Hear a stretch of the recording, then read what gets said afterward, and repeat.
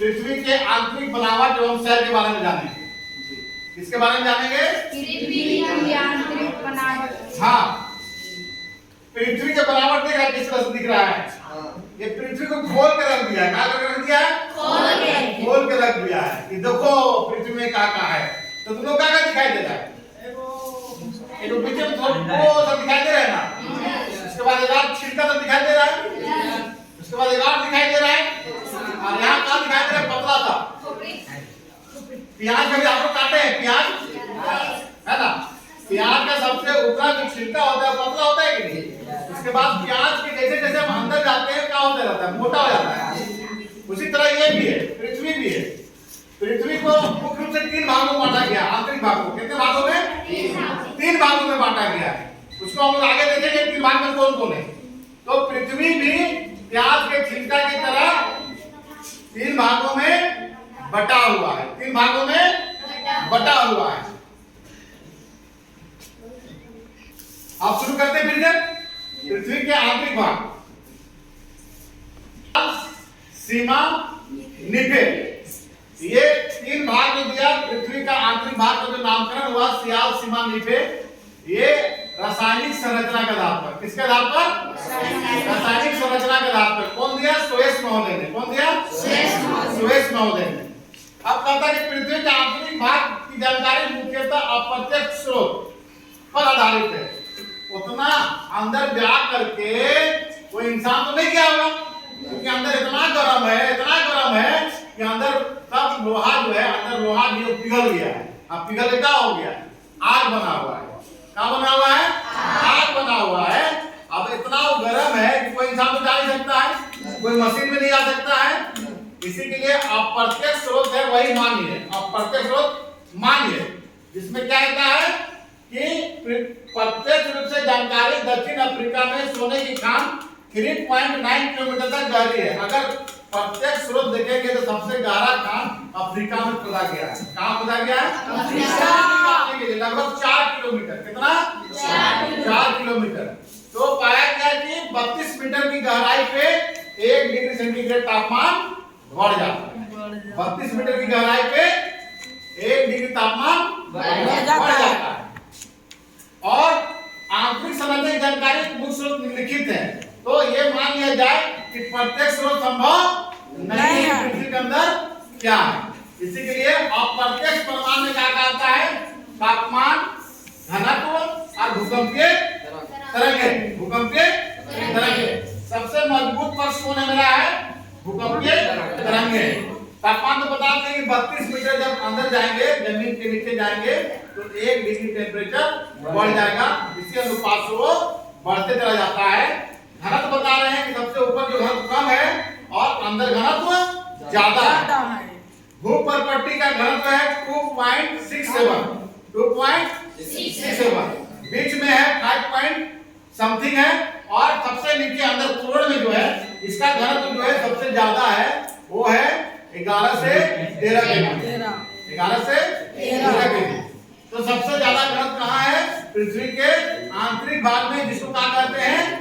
क्रोड कहते हैं। क्या कहते हैं? क्रोड कहते हैं। और तीसरा जो अप्रत्यक्ष सबूत है वो है भूकंपीय तरंगें। ये भूकंपीय तरंगें सबसे मजबूत पक्ष कहा जाता है आंतरिक भाग को समझने के लिए। तो आगे देखते हैं भूकंपीय तरंगें में क्या क्या वेव्स हैं। आते हैं तापमान। देखो तापमान तो बताए हम कि धरातल के अंदर 32 मीटर की गहराई पर 1 डिग्री सेल्सियस तापमान में वृद्धि होती है। डेंसिटी आपको बताए धरातल के नीचे चट्टान के घनत्व में वृद्धि होती है। भूपर्पट्टी चट्टानों का घनत्व 2.67 है, जबकि पृथ्वी के केंद्र का घनत्व 11 से 13 तक है। संपूर्ण पृथ्वी का औसत घनत्व 5.5 है। ये जो केंद्र में है क्रोड जो है सबसे ज्यादा घनत्व यहाँ है। इसलिए यहाँ है, यहाँ आयरन पाया जाता है। क्या पाया जाता है? लोहा पाया जाता है ना, जो पिघली अवस्था में, जो पिघली अवस्था में। अब आते हैं भूकंपीय तरंग में। हम लोग पृथ्वी की आंतरिक बनावट में सबसे मजबूत पक्ष जो है किसका है? भूकंपीय तरंग का, सिस्मिक वेव्स का। भूकंप के समय 3 प्रकार की ऊर्जा तरंगें उत्पन्न होती कितने प्रकार की ऊर्जा उत्पन्न होती है? 3 प्रकार का तरंग उत्पन्न होता है। सबसे खतरनाक होता है लास्ट वाला। कौन वाला? लास्ट वाला जिसको बोलते हैं एल वेव्स ना, झकझोर के लग देता है। जो भी बिल्डिंग थोड़ा बहुत खड़ा होता है, ये दो तरंगों से बच जाता है, लेकिन तीसरा वाला से नहीं बचता है, वो लड़बड़ा के गिर जाता है। अभी जो टर्की में भूकंप आया, सीरिया में आया, बड़ी खतरनाक था। ये एल वेव सबको ले चौपट कर दिया, तुर्की को और सीरिया को बर्बाद कर दिया। 6 से 7 हजार घर गिर गए। अब जानते क्या करके, जब भूकंप होता है तो 3 तरह के तरंग उत्पन्न होते हैं। पीछे पहला होता है प्राथमिक तरंग, पी वेव। कौन होता है? P wave. देखो पी वेव, ये है पृथ्वी का है पृथ्वी का भूपर्पट्टी, है ना। और नीचे वाला भाग तो मेंटल तो द्रव अवस्था में है, तो भूपर्पट्टी ठोस अवस्था में ये कैसे ढकलता है? पी की तरफ। पी कैसे बनता है? ऐसे बनता है पी, ऐसे मतलब आगे ढकलता है। कैसे ढकलता है? आगे ढकलता है। इसको इसे ढकल दिया है ना, जमीन को ढकल रहा है। क्या कर रहा है? ढकल रहा। सबसे पहले जो आता है वो पी आता है। पी पी पी, समझ में आ गया? सबसे पहला आया, रफ्तार से आया और ढकेल के निकल गया। तो बिल्डिंग में था इसलिए ऐसे होकर रुक गया, है ना। बिल्डिंग का नहीं गिरा है। उसके बाद आता है एस वेव, द्वितीय तरंग। ये कैसे ढकलता है पृथ्वी पे? देख ऐसे। तो जो बिल्डिंग ऐसे खड़ा था ना, वो ऐसे ऐसे ऐसे ऐसे ऐसे, अब बिल्डिंग ऐसे खड़ा हो गया, है ना। अभी बचा बिल्डिंग, गिरा नहीं है। तीसरा आया कौन? एल वाला आया, खतरनाक वाला। वो जो बनाता है फिल्टर का, वो घोर रहा था। दही घोरा, दही हम लोग दही घोरे हैं घर में, कैसे घोरते हैं? खचा कुचू और घोर कर देते हैं। और जब एल वाला आता है, जो बिल्डिंग का ये वैसे खड़ा था, उसे घुमा देता है और बिल्डिंग का मर जाता है। खतरनाक होता है। सबसे लास्ट में आता है, लेकिन बड़ी खतरनाक आता है, इसीलिए इसको बुलाता है खतरनाक वेव्स। खतरनाक वेव्स कहा जाता है। जो अच्छा बिल्डिंग को, अच्छा घर को मुड़ा देता है, गिरा देता है। यह तरंगें पृथ्वी की आंतरिक संरचना की जानकारी का सबसे महत्वपूर्ण वैज्ञानिक स्रोत है।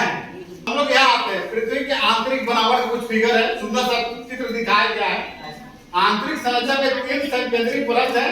जो पहला कहा जाता है भूपर्पट्टी। क्या कहा जाता है? भूपर्पट्टी।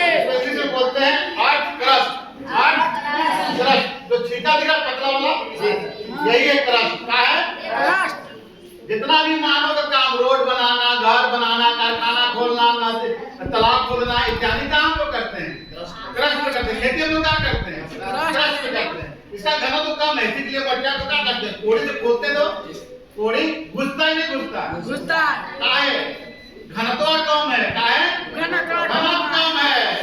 घनत्व अनुमान जो है ना, थोड़ा दूर में, इसीलिए कोड़ी फूट जाता है। लेकिन यही मीठे में जाएंगे तो ना कोड़ी फूटेगा ना घना फूटेगा। कहीं चट्टान देखा है? पत्थर के चट्टान, वहाँ कोड़ी फूटता है? नहीं फूटता है। काहे नहीं फूटता? उसका घनत्व ज्यादा है। ठीक ना। अब आते हैं परवार, मेंटल। देखो यहाँ दिखाया क्या है? मेंटल लाल रंग में, ये मेंटल है ना। इसका घनत्व इससे ज्यादा है, कोड़ी नहीं फूटेगा। कोर आते हैं, देखो कोर है ना यहाँ। अब कोर को 2 भाग में बांट दिया गया है, एक वो इनर कोर और एक वो अपर कोर, है ना। ये कोर है जो बीच में सेंटर में, काटी में है, सेंटर में। माना गया है कि यहाँ क्या चीज है? लोहा है। क्या है? लोहा। जो कैसा है? पिघला अवस्था में, लाल है। जब ज्वालामुखी फटता देखता है, लाल निकलता है। कहाँ से निकलता है? यहीं से निकलता है, यहीं से जाता है। एक प्रत्यक्ष प्रमाण वो भी है कि पृथ्वी के अंदर जो है मैग्मा के रूप में गर्म लावा है ना। मैग्मा के रूप में है ना। वही जब ज्वालामुखी फट के निकलता है तो तुम क्या बोलते हैं? मैग्मा बोलते हैं। और जब निकल के जम जाता है तो क्या बनता है? कठोर चट्टान, जिसको इंग्लिश में क्या बोलते हैं? Igneous rock. क्या बोलते हैं? इग्नियस रॉक, है ना। समझ में आ गया ना। अब आगे देखते हैं। तो हम लोग के लिए काफी उपयोगी है भूपर्पट्टी। का भूपर्पट्टी।